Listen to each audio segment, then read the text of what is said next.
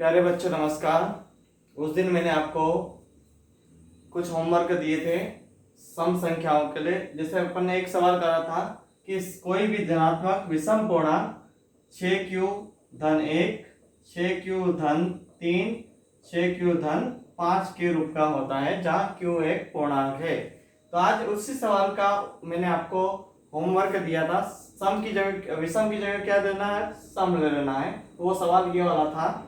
ये सवाल बहुत कम बच्चों ने सेंड करा है, तो आप लोग उसे चेक कर लीजिए कि ये किताब में नहीं है।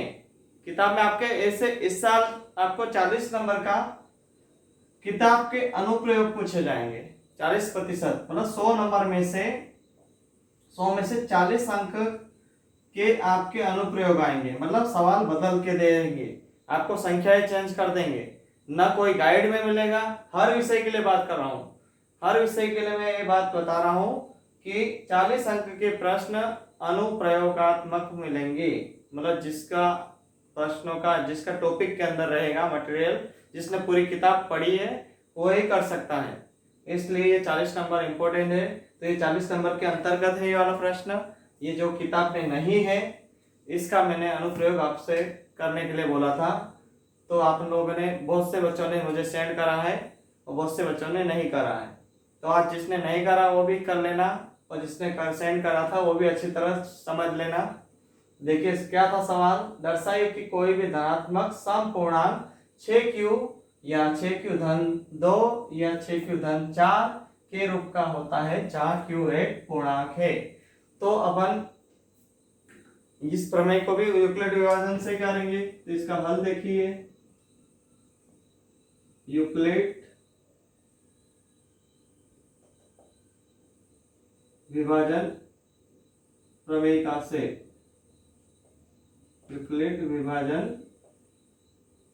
प्रमेयिका से ये लिख लेंगे अपन।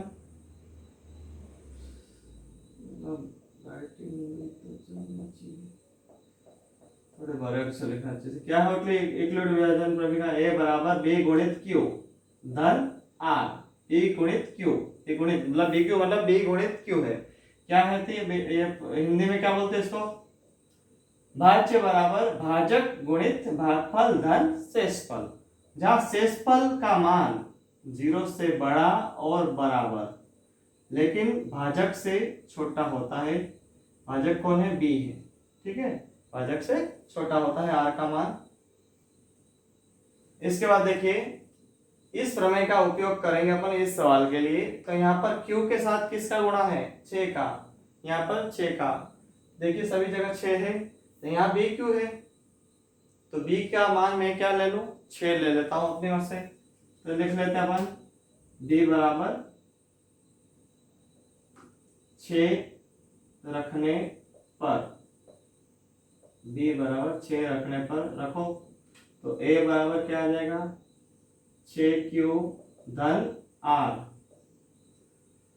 यहां भी रखना पड़ेगा b का मान यहाँ, क्योंकि यहाँ पर भी b है। तो 0, r का मान 0 से बड़ा और बराबर लेकिन 6 से छोटा। अब इस शर्त का उपयोग करते हैं अपन, क्योंकि r का मान 0 से बड़ा है, 0 से कैसा है, बड़ा है और बराबर भी है लेकिन 6 से छोटा है, इसलिए इसको समीकरण 1 नाम दे दो। इसलिए समीकरण 1 में r बराबर 0 के बराबर भी है r का मान। r का मान देखो, समीकरण 1 में r का मान रखेंगे अपन, यहाँ पर रखेंगे इस शर्त का उपयोग करते हुए कि समीकरण r का मान 0 के बराबर भी है, तो 0 तो लेना पड़ेगा, और 0 से बड़े हैं सभी मान, लेकिन कहाँ तक है, 6 से छोटे। 0 से बड़े लेना है और 6 से छोटे लेना है। तो कौन कौन से मान आ जाएंगे, 0 के बराबर भी है तो 0 से बड़े, 0 तो आएगा है। 0 से बड़े कौन कौन होते हैं, 1, 2, 3, 4, 5, क्योंकि 6 से छोटे, तो 6 से छोटे कहाँ तक आएंगे, 5। समीकरण 1 में r बराबर 0, 1, 2, 3, 4, 5 रखने पर, तो ये मान रख दो समीकरण 1 में। तो a बराबर क्या आ जाएगा अपने पास, 6q धन, सबसे पहला मान क्या रखूं मैं, 0। इसको 0 को मैं जोड़ सकता हूं, क्योंकि किसी भी संख्या में 0 जोड़ते हैं तो वही संख्या प्राप्त होती है। तो क्या प्राप्त होगा अपने को, 6q प्राप्त होगा। अब 6q कैसी संख्या है पता कर लेते हैं अपन। 6 क्यू पता कर लेते हैं। तो 6 क्यू कैसी संख्या है, क्योंकि क्यू एक क्या है, पूर्णांक है। पूर्णांक तो जानते हो आप, पूर्णांक कहाँ से चालू होता है, 0 1 2 3 4 से लेकर अनंत तक रहता है। तो पता करते हैं सम है कि विषम। सम संख्या पता है आपको, तो पहले अपन 0 रखते हैं। तो 6 गुणित 0 तो कितना आ गया 0। फिर क्या रखा बोले, अगला मान 1 रखते हैं। तो 6 कम 6, फिर 2 रखो तो 6 दूनी 12, फिर 3 रखो 6 3 18। तो देखो बेटा, कोई से भी मान रखते जा रहे हैं, हमेशा क्या मिल रही है, सम संख्याएं मिल रही है। तो 6 क्यू क्या है, ये सम संख्या है। यहाँ आप चाहो तो क्या लिख दो, सम। अगले स्टेप में 0 रखा, आप 0 के बाद क्या रख दिया अपन, 1 रख देते हैं। 6 क्यू धन 1। अब 6 क्यू धन 1 बराबर इधर आएगा नहीं, क्योंकि इसमें अपन 0 1 जोड़ नहीं सकते हैं, क्योंकि ये सांकेतिक वर्ड है और ये संख्या है, तो इसमें अपन जोड़ नहीं सकता एक। और ये बता, आप जानते हो कि एक क्या है, विषम संख्या है। अगर किसी सम संख्या में किसी विषम संख्या को जोड़ा जाता है तो हमेशा विषम संख्या प्राप्त होती है। देख लो, 2 में मैं 3 जोड़ता हूँ, ये सम है और ये विषम है, क्या मिलता है, 5 मिलता है। तो ये क्या मिलती है, हमेशा विषम संख्या। तो ये क्या बन जाएगा, विषम। वैसे भी आप यहाँ ध्यान रख सकते हो, 6 क्यू तो अपनी सम हो गई है, सम में मैंने क्या जोड़ा, विषम जोड़ा, तो विषम आएगा। 6 ने 7 होता है, ऐसे अंदाज लगा लो, ठीक है। फिर अगला मान 6 क्यू धन क्या रखा, अगला 2। सम में अगर सम जोड़ता हूं तो सम में सम जोड़ता हूं, 2 में 4 जोड़ता हूं, कितना मिलता है, 6 मिलता है। तो सम ही मिल रहा ना, तो सम में सम जोड़ता हूं तो हमेशा क्या मिलेगा, देखो सम मिलेगा, क्योंकि 6 क्यू सम है और सम में सम जोड़ा। फिर अगला 6 क्यू धन 3, ये भी विषम है तो ये विषम मिलेगा। फिर 6 क्यू धन 4, ये क्या मिलेगा, सम। फिर ए बराबर 6 क्यू धन 5, तो ये क्या है, विषम है। अब अपने को सिद्ध क्या करना है, उसका पता करो कि 6 क्यू धन 2 6 क्यू धन 4, तो 6 क्यू धन 2 6 क्यू धन 4 ये सम संख्याएं हैं, मतलब 2 से भाग जाता है इसमें। यह कारण अपन ऐसा बताएंगे, क्योंकि 6 क्यू कामा या लिख दो, या 6 क्यू धन 2 या 6 क्यू धन 4 संख्या 2 से विभाज्य है, संख्या 2 से विभाज्य है।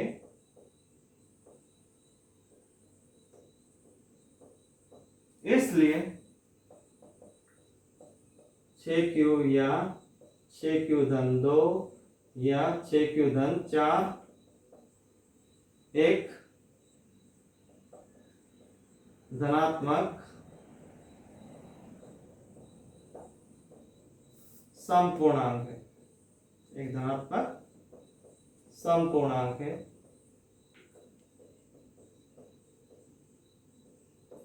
ये सिद्ध हो गया। जहां क्यू बता दो, जहां क्यू एक पूर्णांक है, जहां क्यू एक पूर्णांक है, क्योंकि क्यू का मान अपन रख सकते हैं कुछ भी, 0 1 2 3 4 5, सिद्ध हुआ।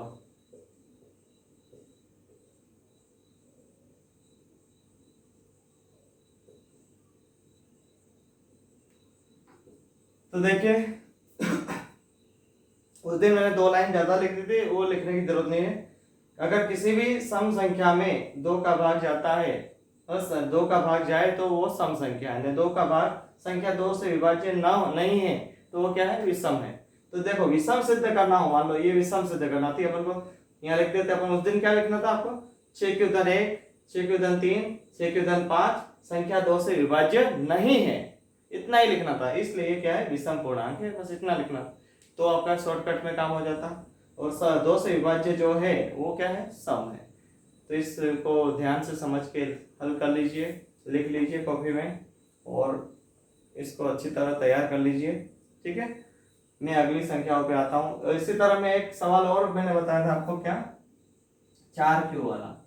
तो 4 क्यू और 4 क्यू धन क्या क्या, देखो 4 क्यू में मैं आर का मान कहाँ तक जा सकता है, आर का मान 0 से बड़ा और बराबर लेकिन 4 से छोटा, तो 0 भी आएगा आर का मान, 1 भी आएगा, 2 भी आएगा, 3 आएगा। तो इसमें अपने मान क्या क्या हो सकते हैं प्रमेय के अनुसार, ए बराबर 4 क्यू धन 0 मतलब 4 क्यू हो सकता है। फिर ए बराबर 4 क्यू धन 1, ए बराबर 4 क्यू धन 2, ए बराबर 4 क्यू धन 3। तो मैंने आपको विषम संख्याओं के लिए बता दिया था 4 क्यू धन 1 और 4 क्यू धन 3 संख्या 2 से विभाज्य नहीं है, इसलिए क्या है विषम पूर्णांक है। लेकिन अब आपको सम पूर्णांक सिद्ध करने के लिए इसी टाइप से नकल करना है कि आप इसको यहाँ चेंज कर लेना है, प्रश्न को यही रहेगा, प्रश्न यही रहेगा सम वाला कि 4 क्यू या 4 क्यू धन 2 एक धनात्मक सम पूर्णांक है, धनात्मक सम पूर्णांक है। ये आपको होमवर्क है इसका, है ना, ये होमवर्क है प्रश्न नंबर पहला। ठीक, इसको करके लाना, प्रश्न यहाँ पर फिट कर लेना है, सम पूर्णांक 4 क्यू या 4 क्यू धन 2 के रूप का होता है जहाँ क्यू एक पूर्णांक, इस टाइप से सिद्ध कर लेना, प्रश्न लिख लेना। ठीक है, इसको लिख लेना, ये पहला सवाल है आपके लिए होमवर्क है आज का, इसको नोट करिए। तो तक मैं दूसरे पे आता हूं। देखिए अगला सवाल है, सिद्ध कीजिए कि वर्गमूल 2 एक अपरिमेय संख्या है। इस टाइप का एक प्रश्न तो 100% मतलब 100% परीक्षा में जरूर आएगा। कैसा हो सकता है, एक या तो वर्गमूल 2 हो सकता है, वर्गमूल 3 भी हो सकता है, वर्गमूल 5 भी हो सकता है, वर्गमूल 7 भी हो सकता है, लेकिन करने का तरीका सेम है, एक ही तरीके में सभी सवाल फिट हो जाएंगे। वो देखिए कैसे होंगे। अब सबसे पहले आपके पास सामने प्रश्न उठता है कि अपरिमेय और परिमेय में क्या अंतर है। तो परिमेय संख्या वह होती है, आप जानते हो परिमेय संख्या मैंने मानी है अभी तक, परिमेय संख्या हो सकती है p बटा q भी हो सकती है, a बटा b भी हो सकती है, r बटा s भी हो सकती है, कोई भी पूर्णांक मान लो। मैं यहाँ पर a बटा b लेके चलूंगा, अपने प्रश्न में मैं a बटा b का उपयोग करूंगा, जहां a और b क्या कहलाएंगे पूर्णांक, और परिमेय संख्या वह है, ये ऊपर वाला भाग अंश कहलाता है, और हर ये क्या कहलाता है हर, अंश और हर। तो अंश और हर क्या होना चाहिए, पूर्णांक होना चाहिए, अंश और हर पूर्णांक होना चाहिए, मतलब तभी जाके। और पूर्णांक एक और खास बात है, परिमेय संख्या वह होती है जो किसी संख्या से कटती नहीं, अंश और हर हमेशा एक दूसरे के पाने से, और उसमें कोई कॉमन चीज नहीं रहती, जैसे 2/3, 1/2, 3/4। तो ये देखो 2 से 3 कट रहा है, नहीं कटेगा, मतलब कोई कॉमन, या किसी पाड़े में दोनों दोनों किसी पाड़े में आते क्या, नहीं आते हैं, दोनों अलग अलग पाड़ों में आते हैं। ठीक है, तो ये एक तरह से परिमेय संख्या है। तो परिमेय संख्या इस प्रकार से होती है, लेकिन अगर यहाँ पर होता 4/6 तो ये परिमेय नहीं है, क्योंकि ये 2 दूनी 4, 2 तिया 6, तो 2 के पाड़े से अंश भी कट रहा है और हर भी कट रहा है, किससे, 2 से, मतलब अंश और हर में 2 से भाग जा रहा है, तो ये परिमेय नहीं है। ये परिमेय नहीं है तो क्या है, ये आप बता सकते हो, 4/6 क्या है, 4/6 क्या है, ये भिन्न है। भिन्न भी अंश बटा हर होता है, लेकिन परिमेय संख्या वह होता है जो एक, उसमें कोई उभयनिष्ठ भाग नहीं होता, अंश और हर में कोई उभयनिष्ठ भाग नहीं होता, और अंश और हर में किसी का भाग एक ही संख्या से नहीं जाता, तो ये भिन्न है, ये क्या है, भिन्न। तो आपको परिमेय, इस भिन्न का उपयोग करते हुए परिमेय संख्या को अपन मानते हुए अपरिमेय संख्या सिद्ध करेंगे। सबसे पहले अपन मान लेंगे कि वर्गमूल 2 क्या है, परिमेय संख्या मानूंगा। तो परिमेय संख्या जब मानूंगा, आखिरी में जाके वो भिन्न बन जाएगा, तो भिन्न बन जाएगा तो वो क्या हो जाएगा, हमने जो माना परिमेय है उसका क्या हो जाएगा, विरोध। तो विरोध होगा तो वो क्या हो जाएगी, परिमेय अपरिमेय संख्या हो जाएगी। ठीक है, इसको देखते हैं कैसे करेंगे। माना वर्गमूल 2 बराबर a बटा b मान लेता हूं मैं, एक कैसी संख्या है, परिमेय संख्या। अपरिमेय को पहले क्या लेके चलेंगे अपन, परिमेय लेके चलेंगे। ठीक है, यह अपरिमेय सिद्ध करना है, लेकिन अपन परिमेय मान के चलते हैं। कैसी संख्या है ये, परिमेय संख्या है।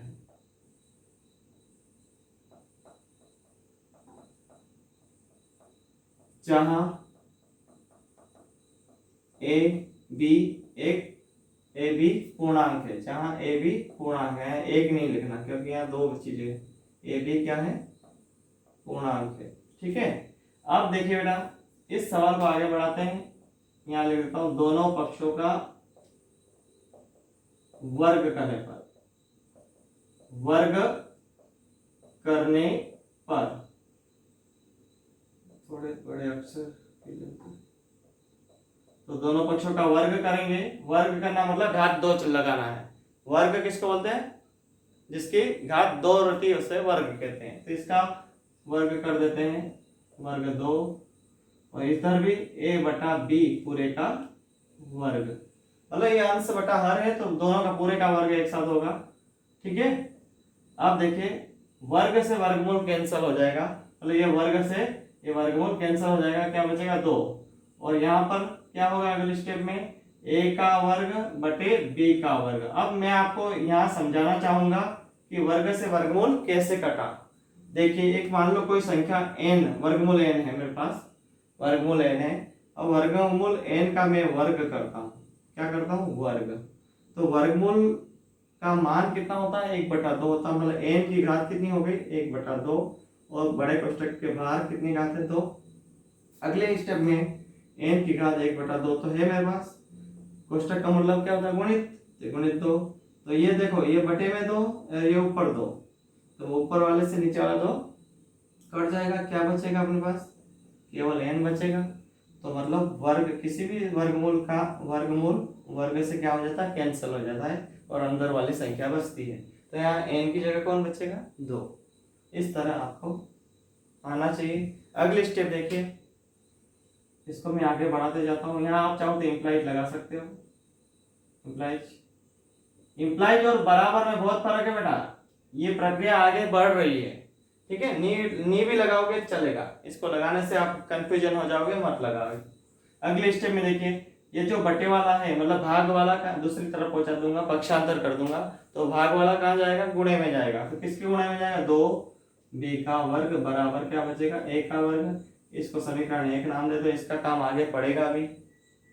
अगले स्टेप में देखिए, जब मैंने इस बटे वाले को दूसरी तरफ ले गया तो गुणे में चला गया। अब गुणे वाला कौन, 2 पड़ेगा, अपन जिसको लेके उसको नहीं लाना, अब उसको वहीं पे रखो, b वर्ग को वहीं पे रखो, किसको लिया है, 2 को, तो 2 गुणे में है तो 2 कहाँ आ जाएगा, बटे में। तो यहाँ क्या बचेगा, खाली b वर्ग बचेगा, और किसके बटे में आ जाएगा, 2, a वर्ग बटे 2। इसको समीकरण नंबर 2 दे दो।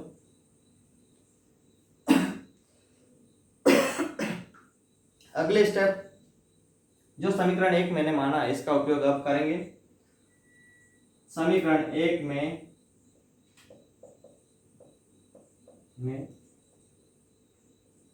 a बराबर 2 के रखने पर, तो देखो रखने पर,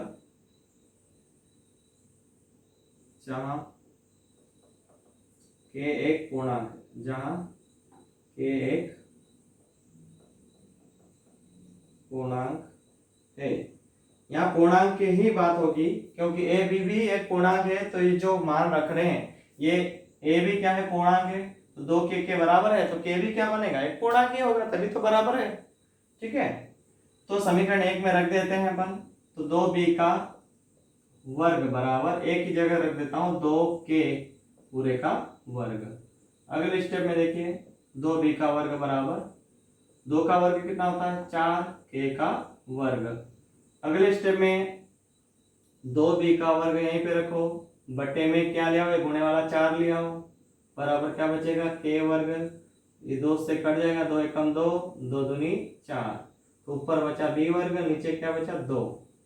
ठीक है, ये कटा 2 बार, 2 एकम 2, 2 दूनी 4, तो 2 बचा, बराबर k का वर्ग। ये समीकरण नंबर 3 आ गई।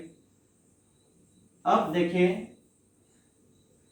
समीकरण 1 का तो मैंने मान रखने के लिए उपयोग करा था, जो आगे की प्रक्रिया होगी समीकरण 2 में ध्यान दीजिए, a वर्ग में भी 2 का भाग जा रहा है, और समीकरण 3 में b वर्ग में भी 2 का भाग जा रहा है।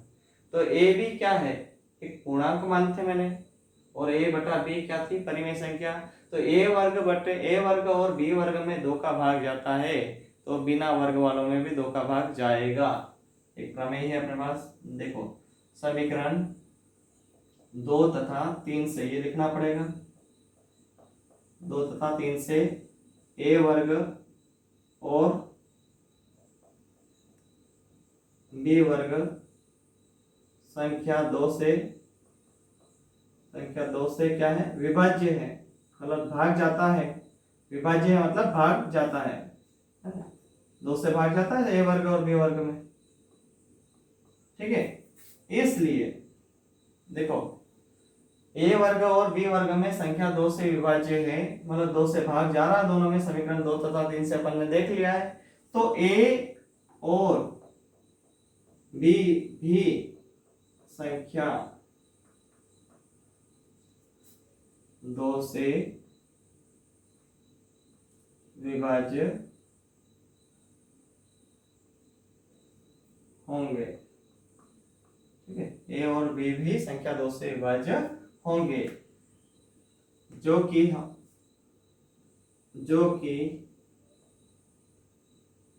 वर्गमूल 2 बराबर। अब देखो बेटा ये कैसे आए, इसको समझना बहुत जरूरी है।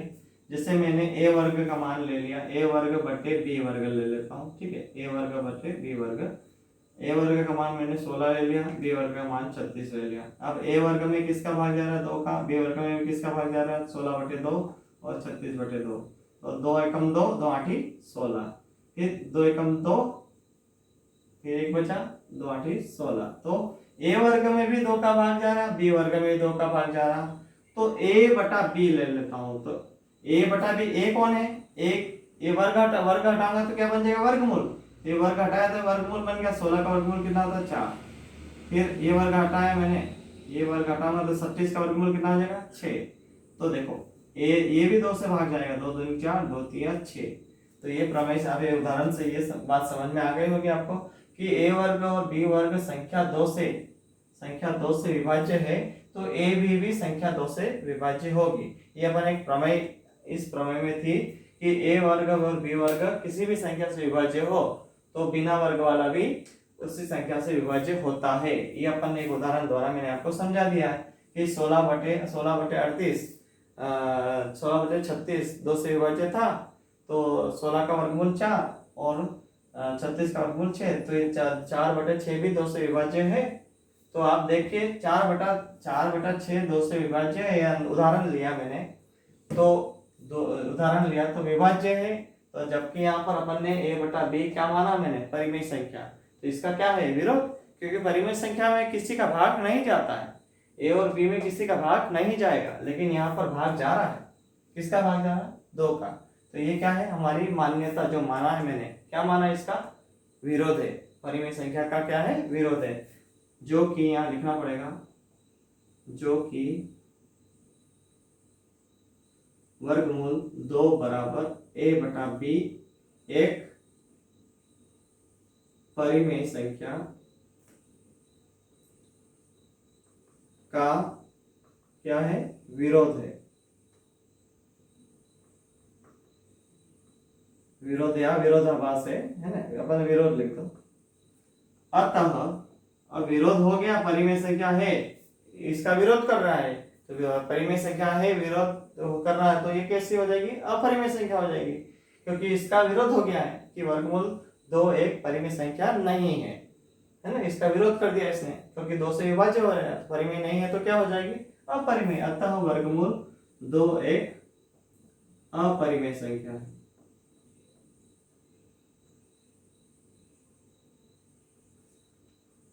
इस बात को आप समझ लेना अच्छी तरह, क्योंकि ये लास्ट में जो हिंदी वर्ड आ रहे हैं इसको लिखना बहुत जरूरी है। इसके आधार पे ही प्रमेय होगी। और मैंने सिस्टमेटिक एग्जाम से यहाँ से हिंदी, जो बुक में हिंदी दे रखी थी ज्यादा, उसको मैंने हटा के थोड़ा शॉर्टकट में गणितीय रूप में बदल दिया है। और लास्ट में इतना लिखना ही पड़ेगा आपको, तो जाके प्रमेय पूरी होगी। अगर ये नहीं लिखे तो आपको यहाँ से यहाँ तक करने का कोई मतलब नहीं। ये जरूर इंपॉर्टेंट पार्ट ये है, ठीक है। इसको समझा देता हूँ एक बार और कि वर्गमूल 2 एक a बटा b एक परिमेय संख्या मान लेता हूँ, चाहे a और b पूर्णांक है, क्योंकि अपन को अपरिमेय लेना है तो परिमेय लेके चलते, उल्टा लेके चलते हैं। तो दोनों पक्षों का वर्ग कर देते हैं, तो इधर इसका भी वर्ग, वर्गमूल 2 का भी, और a बटा b का भी वर्ग। वर्ग से वर्गमूल कट गया, क्या बचा अपने पास 2। इधर वर्ग अलग कर लो, अंश का भी वर्ग हो जाएगा और हर का भी वर्ग हो जाएगा, मतलब ऊपर वाले का भी और नीचे वाले का भी वर्ग हो जाएगा। अब नीचे वाला जो बटे में रहता है उसको दूसरी तरफ पक्षांतर करूंगा तो कहाँ जाएगा, वो गुणे में चला जाएगा। अगली बार जो गुणे वाला 2 था ये गुणे में है 2, तो गुणे वाला 2 कहाँ लेगा, बटे में। अपन को एक बात ध्यान रखना, a वर्ग बटे 2 लाना है और b वर्ग बटे 2 लाना है, इस बात को ध्यान रखना। तो b वर्ग 2 बटे 2 लाने के लिए इसको समीकरण 1 नाम दे देना, और जो a वर्ग बटे 2 आ चुका है उसको समीकरण नंबर 2 नाम दे दो, क्योंकि इसको आगे नहीं बढ़ाना मेरे को। अब समीकरण 1 का उपयोग करूंगा मैं, तो a वर्ग समीकरण 1 में a बराबर 2 के रखने पर, जहाँ k एक पूर्णांक है, क्योंकि a भी एक पूर्णांक है और ये उसके बराबर है, तो k भी एक पूर्णांक होगा ही। तो एक ही जगह यहाँ पर देखो 2b का वर्ग, तो ऐसा कैसा, एक ही जगह मैंने रख दिया 2k का वर्ग, 2 का वर्ग 4 होता है बराबर, और k का k वर्ग हो जाएगा। अब मेरी बात सुनिए, लाना है a वर्ग बटे 2, तो अब अगली बार किसकी बटे 2 लाना, b वर्ग बटे 2 लाना है। तो 2 कब आएगा, जब ये गुणे वाला 4 में बटे में ले आता हूँ, तो 2 एकम 2, 2 दूनी 4 कट गया, तो b वर्ग बटे 2 आ गया बराबर क्या, k वर्ग। ये आगे पीछे हो सकता है, इससे कोई मतलब नहीं है कि ये इसके जैसा नहीं है, आप चाहो तो या करके ऐसा भी लिख सकते हो, या k वर्ग बराबर b वर्ग बटे 2, जरूर नहीं, आप इसी को लाइन बढ़ाने की जरूरत नहीं, ठीक है। तो ये समीकरण नंबर 3 आ गई। समीकरण 2 तथा 3 में देखो a वर्ग में भी 2, समीकरण 2 में a वर्ग में भी 2 का भाग जा रहा है, b वर्ग में भी 2 का भाग जा रहा है 3 से, तो 2 से विभाज्य है दोनों, तो इसलिए a और b भी संख्या 2 से विभाज्य होंगे। ये प्रमेय का उपयोग है। अब आपको मैंने उदाहरण से बता दिया है, जो कि वर्गमूल 2 बराबर a बटा b का एक परिमेय संख्या का विरोध है, अतः वर्गमूल 2 क्या है, अपरिमेय संख्या। अब आपको इसी के आधार पे, ये आपको वीडियो पहले रोक लीजिए फिर लिख लीजिए, इसी के आधार पे आपको एक प्रश्न होमवर्क दे रहा हूँ। एक पहला प्रश्न तो होमवर्क हो गया, ये दूसरा होमवर्क, ठीक है, क्या है, वर्गमूल। ये होमवर्क 2 बाद में दूंगा, पहले अपन एक सवाल और कर लेते हैं, इसको लिख लीजिए, पहले इसको लिख लीजिए फिर अगला सवाल मैं बता रहा हूँ। होमवर्क बाद में दूंगा, पहले लिख लो।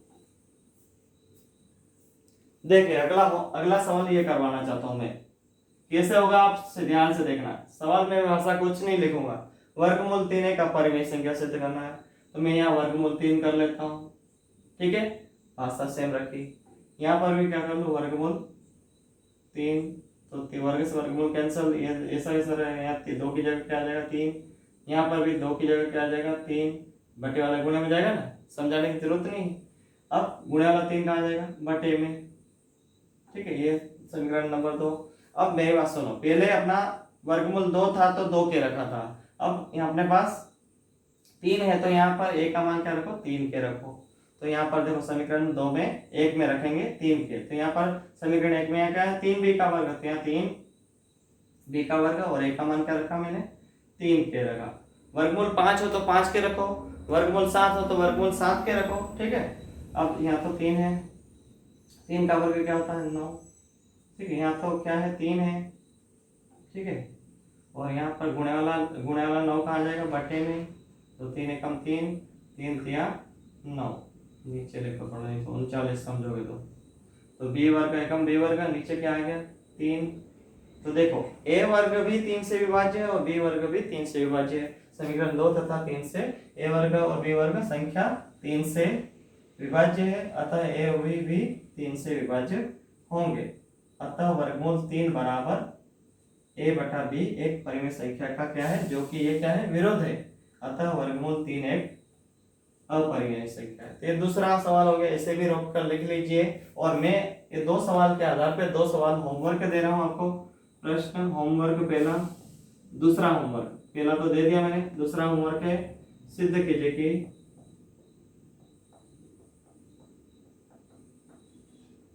वर्गमूल 5 एक अपरिमेय संख्या।